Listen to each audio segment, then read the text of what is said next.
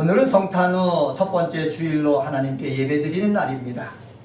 예수 그리스도가 온 인류를 구원하기 위해서 이 땅에 오셨습니다. 예수님이 오시기 전에 우리는 죄악으로 물들어서 저주 속에 놓여있는 삶을 살았습니다. 예수님이 오신 후에 십자가에 달려 죽으시고 그 죽으심을 우리 믿는 자, 바라보고 믿는 자에게는 죄 용서함과 구원을 주셨어요. 저주에서 풀리게 하셨어요. 그러면 이것이 다입니까? 아니라는 것이지요. 우리가 예수를 믿어서 구원을 받았으면은 구원받은 후에 예수님이 가르쳐 주신 그 말씀, 그리고 예수님 대신 또 다른 보혜사 성령님을 보내주셨는데 그 성령님이 우리 속에 계시는데 성령의 인도함을 받아서 사는 삶의 모습이 우리 속에 있어야 합니다. 오늘 12절 말씀에 보면은 그러므로 너희는 하나님의 택하사 거룩하고 사랑받는 자처럼 긍휼과 자비와 겸손과 온유와 오래 참음을 얻있고 라고 이야기하고 있습니다. 여기서 세 개의 단어를 사용합니다. 택하사, 거룩하고 사랑받는 자, 세 단어를 사용합니다. 택했다라는 말은 뭐냐? 하나님이 아브라함을 택했다. 하나님이 이스라엘 백성을 택했다. 이와 마찬가지로 예수 그리스도를 통해서 저와 여러분을 하나님이 직접 뭐했다? 택했다라는 겁니다. 내가 하나님을 택한 것이 아니라 누가 나를 택했다? 하나님이 나를 택했다. 내가 부족하고 연약하고 보잘것 없어도 무능력해 보여도 하나님이 우리를 택했다라고 말씀합니다. 그리고 여기는 거룩하고 얘기합니다. 거룩하고는 나의 모습을 얘기하는 것이 아니라 거룩은 내 목표입니다. 제가 목사인데 이 목사가 거룩해가지고 목사가 된 것이 아니라 부족하고 연약하지만은 하나님께서 목사로 삼아주시고 그리고 어떻게 해요? 거룩을 위해서 달려가게 하신 것입니다. 여러분도 마찬가지입니다. 하나님이 여러분의 자녀를 삼아주셨는데 거룩해서 하나님이 자녀로 삼아주신 것이 아니라 거룩을 향해서 달려가도록 여러분을 택해서 하나님의 자녀 삼아주신 것입니다. 그리고 여기서 사랑받는 자라고 나오는데 사랑받는 것은 하나님의 마음입니다. 하나님이 우리를 사랑하신 거예요. 내가 잘나서 사랑하는 것이 아니라 그냥 사랑하는 마음으로 우리를 택하신 거예요. 그래서 하나님이 택해서 거룩하고 사랑받는 자가 누구냐? 우리라는 것이죠. 이런 자가 예수 그리스도를 통해서 이런 자가 되었으니 우리는 이 험한 세상 삶을 살아나갈 때에 죄로부터 구원받는 그것만 가지고 살지 말고 이러한 은혜를 받고 삶을 살았으니까는 예수 그리스도의 옷을 입고 우리가 그리스도의 뜻을 따라서 삶을 살아야 된다라는 말씀입니다. 한번 오늘 따라서 해봅시다. 하나님은 그리스도의 옷을 입기를 원하십니다. 하나님은 그리스도 옷 입기를 원하신다는 것을 우리 알 수가 있습니다. 그래서 오늘 말씀의 제목을 하나님은 그리스도의 옷 입기를 원한다라는 제목으로 말씀을 나누겠습니다. 첫 번째로 13절, 14절을 통해서 찾아볼 수 있는데 그것은 바로 뭐냐? 사랑의 마음으로 용납과 용서의 옷을 입기를 원하십니다. 한번 따라서 해봅시다. 사랑의 마음으로 용납과 용서의 옷을 입기를 원하십니다. 네, 예수님이 이 땅에 오셨어요. 오셔서 십자가 달려 죽으셨다고 제가 말씀드렸지 않습니까? 십자가 달려 죽으신 것은 바로 뭐냐? 우리를 용납하신 거예요. 우리를 용서하신 것이에요. 용납과 용서를 그냥 형식적인 것이 아니라 예수님이 우리를 정말로 사랑하기 때문에 하나님의 사랑의 마음을 가지고 우리를 용납하고 용서하신 거예요. 이 비밀을 누가 알았느냐? 바울이 아는 것입니다. 바울이 알고 골로새 교회에게 편지를 쓰면서 이야기한 것입니다. 교회지만은 사람이 모여서 삶을 살다 보면은 뭐가 부족한 사람들이기 때문에 뭐가 있느냐? 불만이 있는 거예요. 불만. 내가 가정에서 삶을 살아도요 불만이 있습니다. 제가 아내와 함께 삶을 살잖아요. 아내도 남편에게 불만이 있고 남편도 아내에게 불만이 있는 거예요. 부부 사이에만 불만이 있습니까? 부모와 자녀 사이에게도 불만이 있어요. 저에게도 아들, 딸들이 있는데 아들, 딸들이 부모에 향해서 불만이 없을 수가 없지 않습니까? 왜? 삶 속에서 문제가 계속해서 일어나기 때문에. 가정에서도 이렇게 불만이 있는데 교회에서는 없겠습니까? 교회에서도 있는 거예요. 세상은 어떻습니까? 세상엔 불만이 더 많아요. 그런데 우리는 예수를 통해서 하나님의 자녀가 되었으니까는 불만이 있을 때 이 불만을 내놔가지고 서로 다투고 그리고 싸우고 남의 탓하고 그렇게 삶을 살지 말고 우리는 예수 안에서 한 가족이고 교회 공동체이기 때문에 어떻게 해요? 그 불만을 어떻게 해라? 용납하라는 거예요. 용서하라는 거예요. 한번 따라서 해봅시다. 내 눈에 보이는 불만을 용납하고 용서할 줄 아는 힘을 주옵소서. 예, 이 불만이라는 것은 말은 뭐냐? 사람과 관계 속에서 생겨날 수 있는 불평거리, 책망받을 만한 실수, 이것을 가리키는 거예요. 이런 것이 내 눈에 보였어요. 그랬을 때 여러분 어떻게 하겠습니까? 성경은 말씀합니다. 어떻게 하라고요? 용납하라는 거예요. 용납이란 말은 무슨 말입니까? 있는 그대로 받아들이는 태도예요. 한번 따라서 해봅시다. 있는 그대로 받아들이는 관용적인 태도.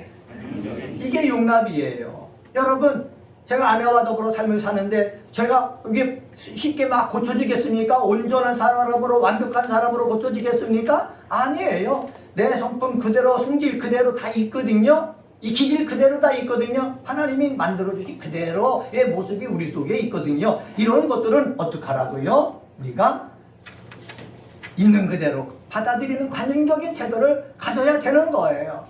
저도 우리 둘째 동생이 나와서 함께 교회를 섬기고 있는데 우리 형제들 가운데도 마찬가지예요. 모든 것이 다 이해하고 뭐 다 그렇게 되겠습니까? 아니에요. 너그러운 태도로 그냥 받아들이는 거예요. 왜? 형제이기 때문에.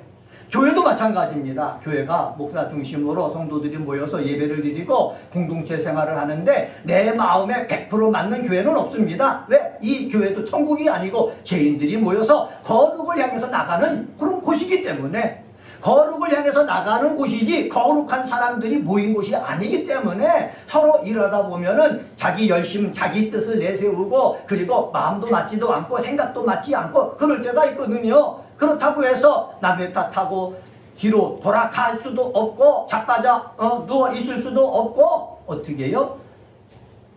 그대로 받아들이는 그 태도가 우리에게 필요하다는 거예요. 또 바울을 통해서 하나님 말씀하십니다. 뭐라고요? 용서하되 라고 말합니다. 용서는 무엇입니까?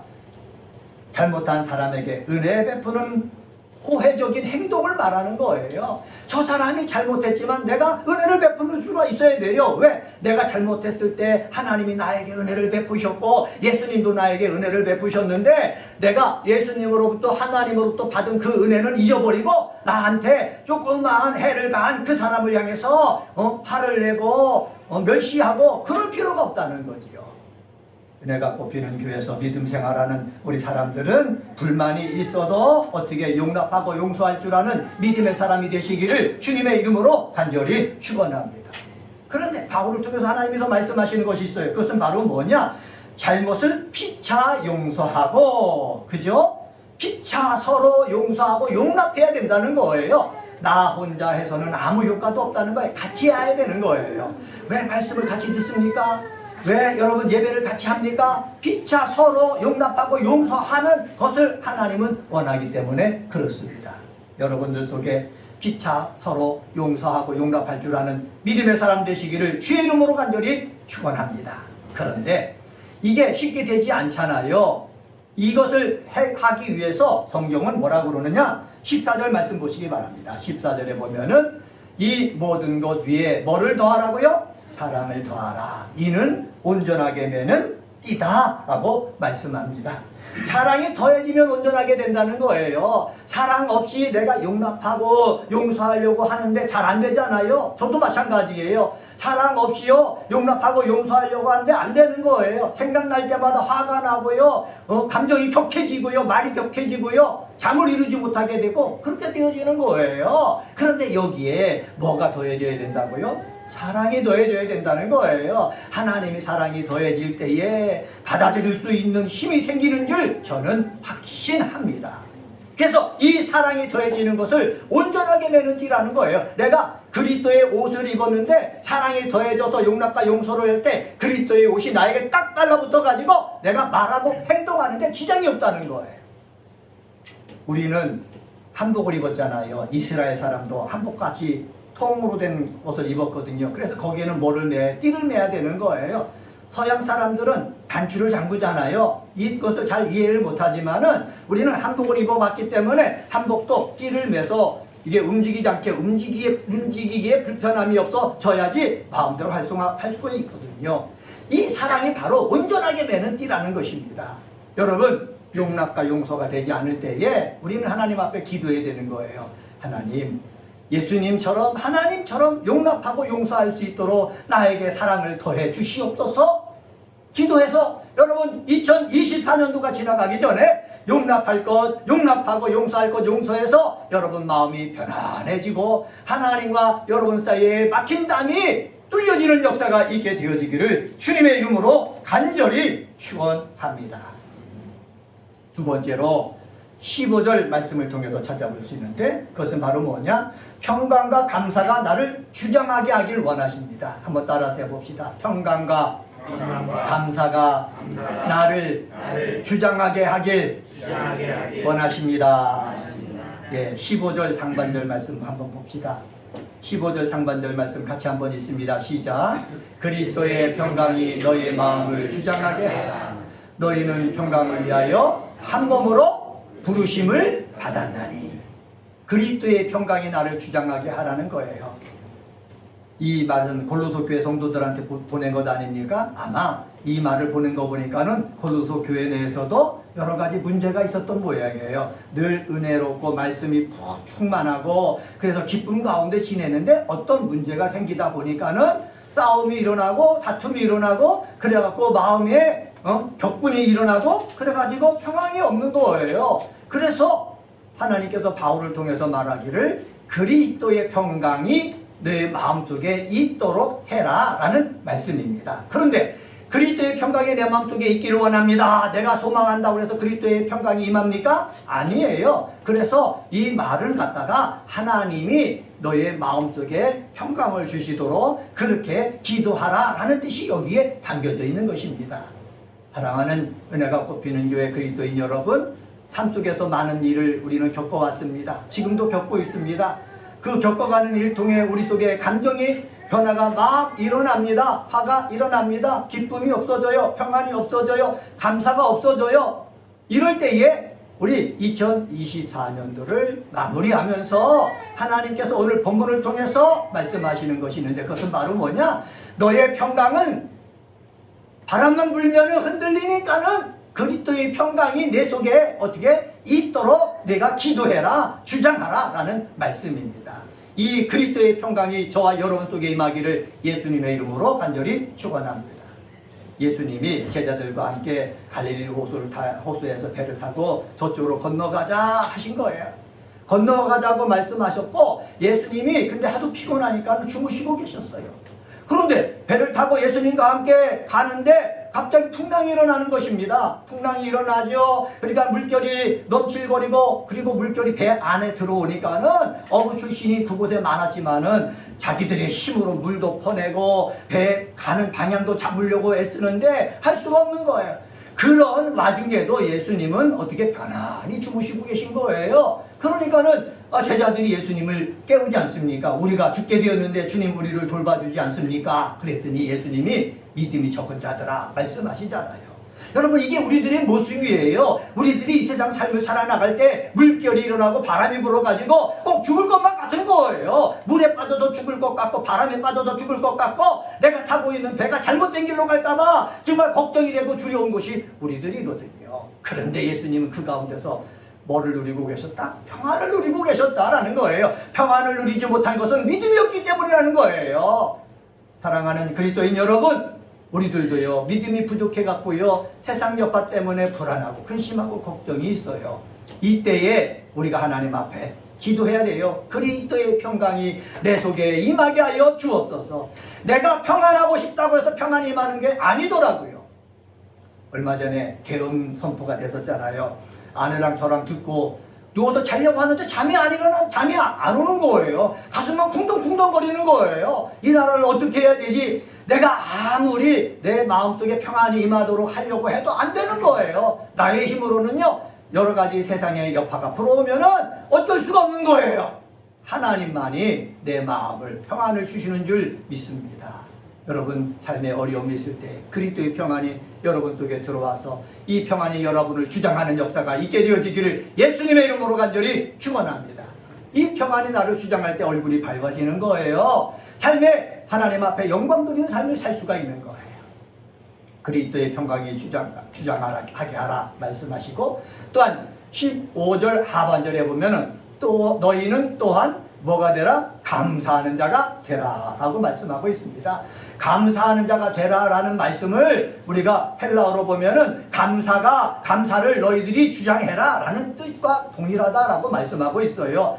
그리스도의 평강은 하나님이 주시는 것이지만은 감사는 누가 하는 거예요? 내가 하는 거예요. 복수, 현재, 명령형으로 되어 있거든요. 현재형이 됐다는 말은 무엇입니까? 내가 지금 계속해서 감사해야 된다는 거예요. 삶에 감사할 수 없는 일들이 넘쳐나도 우리는 믿음을 가지고 있기 때문에 내가 감사를 주장할 수 있도록 입술로도 감사하고 마음으로도 감사하고 삶으로도 감사할 줄 아는 그러한 그리스도인이 되라라는 뜻입니다. 한번 따라서 해봅시다. 감사가 나를 잘못했습니다. 내가 감사할 수 있도록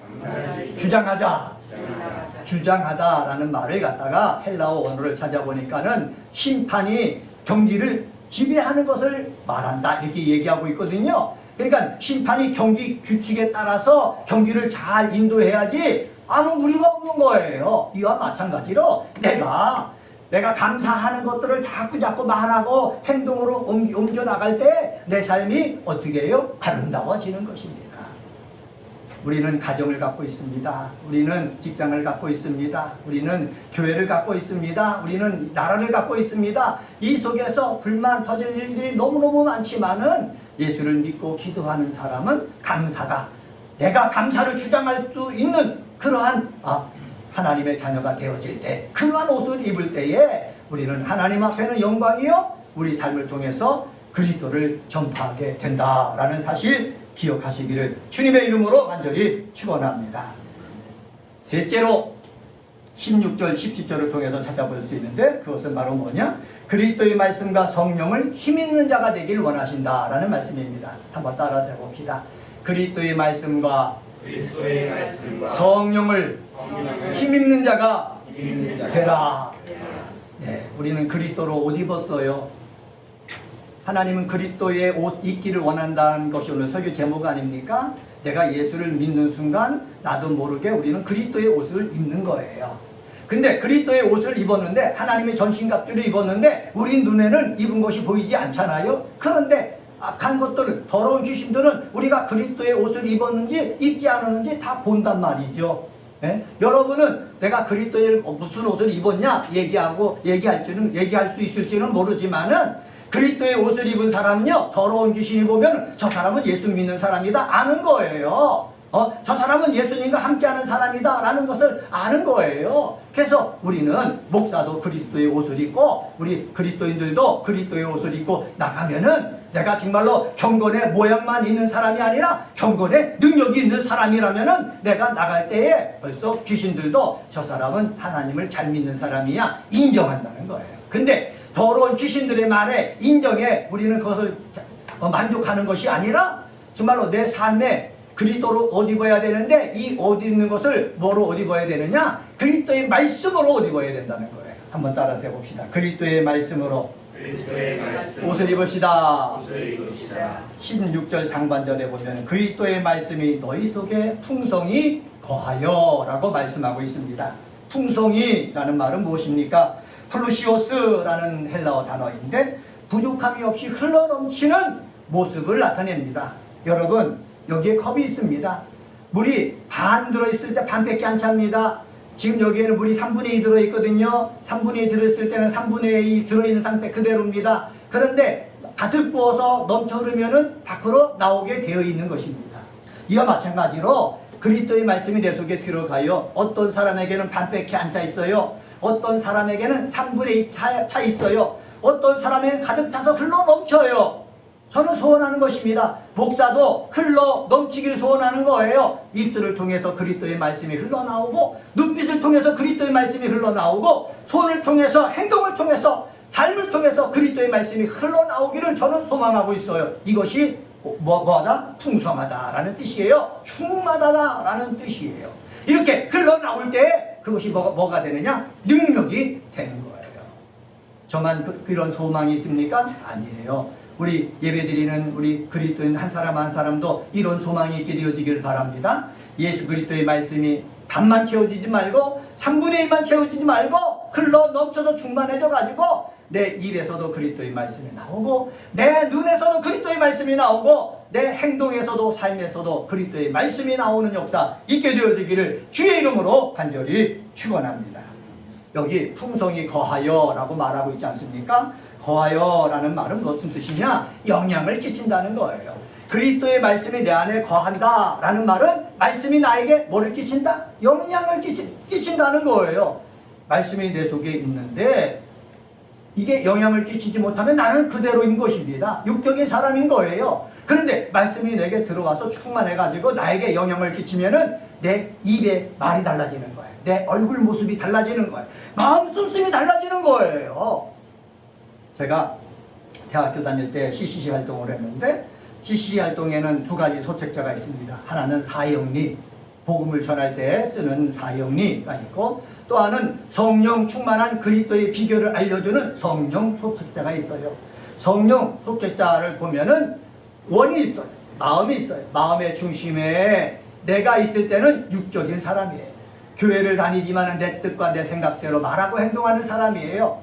이 사람은 뭐 세상 사람들과 뭐 차이는 없죠. 그렇지만은 죄 용서받은 사람입니다. 우리 마음속에 중심이 있는데 거기에 예수님이 계신 사람이 있어요. 이런 사람을 갖다가 뭐라고요? 성령의 사람이라고 하는 거예요. 성령 충만한 사람이라는 거예요. 내 마음 중심에 예수 말씀이 계시고 성령이 계시니까는 말씀 따라 살려고 하는 거예요. 말씀에 의지해서 그렇게 말하고 행동하려고 하는 거예요. 여러분 이렇게 말하고 행동하려고 하는 사람이 성령 충만한 사람이에요. 우리는 잘못돼가지고 산에 가서 기도해서 방언의 은사 받고 능력의 은사 받고 신의 은사 받아야만 성령에 충만한 사람이라고 생각하는데 이거는 아니에요. 내 속에 그리스도의 말씀과 성령이 내 중심에 계셔갖고 그렇게 말하고 행동하게 할 때 우리는 어떤 사람? 성령의 사람이 되는 거고 그럴 때 경건의 능력이 나타나는 거예요. 나도 모르게 내 속에 그리스도의 말씀과 성령이 있으니까는 기도하니까는 병든 자가 낫는 것이고 그리고 예수 이름으로 명하니까 더러운 귀신이 쫓겨나가는 것이고 기도하니까 혼란이 멈춰지고 그 속에 빛이 비춰지는 것이지 그냥 내가 어떻게 하려고 하는 것은 아니다 라는 사실을 기억하는 우리 믿음의 사람이 되시기를 주님의 이름으로 간절히 축원합니다. 또 17절 말씀 보시면은 17절 말씀 한번 봅시다. 17절 말씀 같이 한번 읽습니다. 시작. 또 무엇을 하든지 말에나 일에나 다 주 예수의 이름으로 하고 그를 힘입어 하나님 아버지께 뭐하라? 감사하라. 말에나 일에나 모든 일상생활에서 누가 중심이 되어야 된다고요? 그리스도가 중심이 되어야 되는 거예요. 그리스도의 말씀이 중심이 되어야 되는 거예요. 성령이 중심이 되어야 되는 거예요. 이런 사람의 경건의 능력이 나타난다고 말씀드렸지 않습니까? 이런 사람이 그를 힘입어서 말씀을 힘입고 성령을 힘입어서 일을 할 수가 있는 거예요. 목사도 말씀을 힘입고 성령을 힘입어서 복음을 증거할 때 하나님의 역사가 나타나는 거예요. 여러분들도 세상에 나가서 어떤 목표를 향해서 나갈 때 여러분의 힘만을 갖고 하려고 하지 말고 말씀을 힘입고 그리고 성령을 힘입어 가지고 할 줄 아는 믿음의 사람 되시기를 주의 이름으로 간절히 축원합니다. 그렇게 되면은 하나님께서 지혜를 주셔요. 그렇게 되면 하나님께서 주변에 돕는 사람을 붙여주셔요. 그렇게 되면은 어둠 속에서도 빛을 비춰서 내가 가야 할 길이 보여지는 거예요. 여러분 예수를 믿어도 이런 것 하나 보지 못하고 그냥 맨날마다 혼란 속에서 허우적거리는 사람이 되지 말고 아무리 비바람 불고 풍기판파가 일어나더라도 하나님께서 빛을 비춰주셔서 그 길을 보여주는 그러한 믿음의 사람이 되시기를 주님의 이름으로 간절히 축원합니다. 자, 오늘은 골로새서 3장 12절서부터 17절에 있는 말씀을 가지고 하나님은 그리스도의 옷 입기를 원하십니다 라는 제목으로 말씀을 전했습니다. 사랑의 마음으로 용납과 용서하기를 원하신다 라고 말씀드렸습니다. 두 번째로 평강과 감사가 나를 주장하게 하길 원하신다 말씀 전했습니다. 세 번째로 그리스도의 말씀과 성령을 힘있는 자가 되기를 원하신다 라는 말씀을 전했습니다. 이러한 귀한 그리스도인들이 되시기를 주님의 이름으로 간절히 축원합니다. 기도하겠습니다.